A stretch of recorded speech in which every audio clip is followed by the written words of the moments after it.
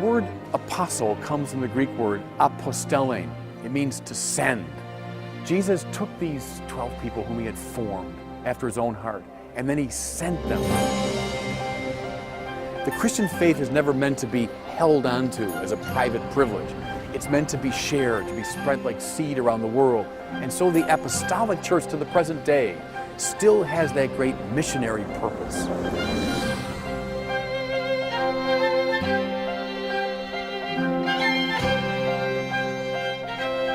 The God that Jesus consistently proclaimed is a God of tender mercy, a God of gracious love, whose very nature is to give.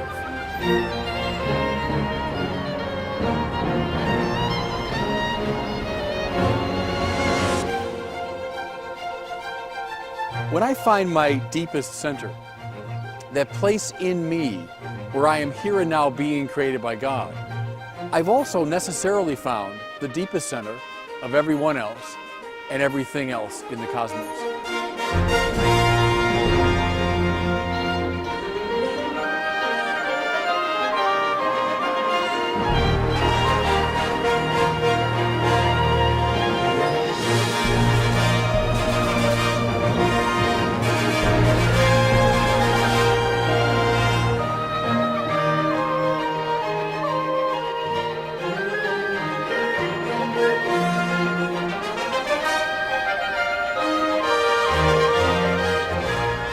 June 2nd, 1979, John Paul II said Mass here in Victory Square.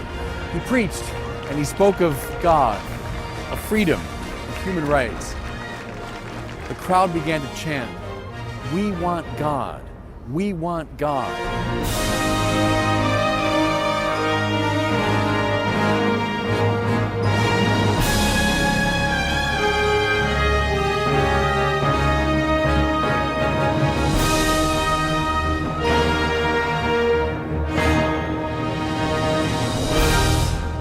One of Paul's favorite words is dunamis in the Greek, which means power.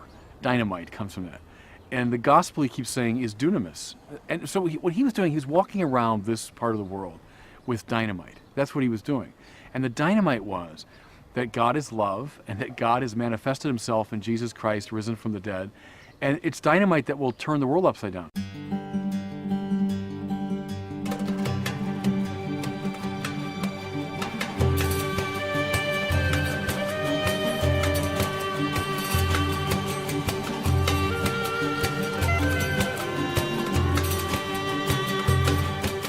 Here's the peculiar thing about Christianity: the gospel hinges upon it.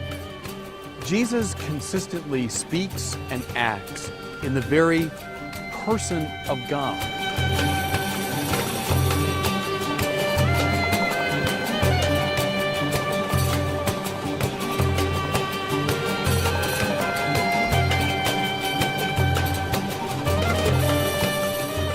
One day in a hovel in the little nothing town of Nazareth, an angel appeared to a young Israelite girl, perhaps no more than 14 or 15, and they had an extraordinary conversation.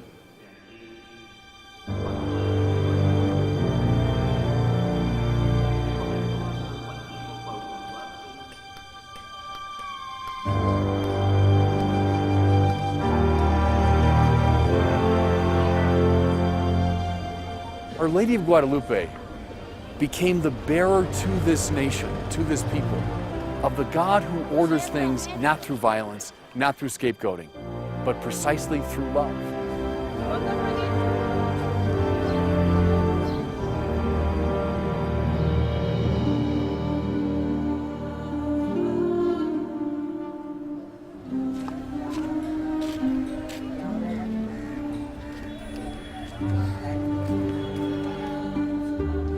In the first weeks and months of her new life, Mother Teresa experienced bouts of discouragement and loneliness.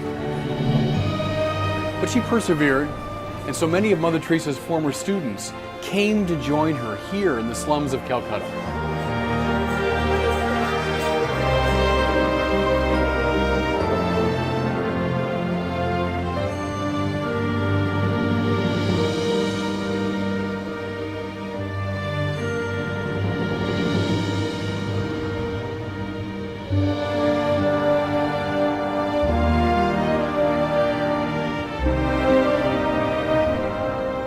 Survival have found at the very depth of her soul Christ dwelling in her.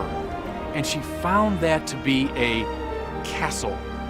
To be grounded in Christ, she realized, was to be grounded in that very power which here and now creates the cosmos, that power which lies beyond the vagaries of space and time.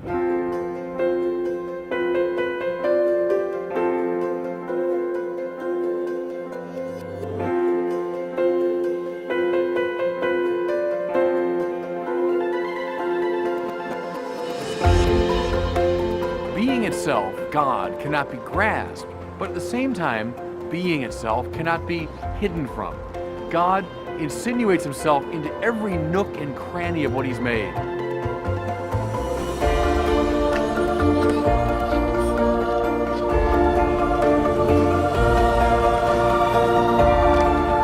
The church father Tertullian said, "The blood of the martyrs is the seed of Christians."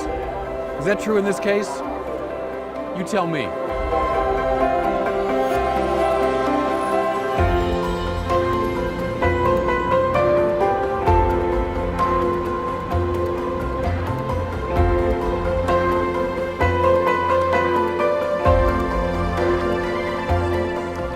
The mind, the will, the soul seek a definitive truth, a final good, an absolute beauty.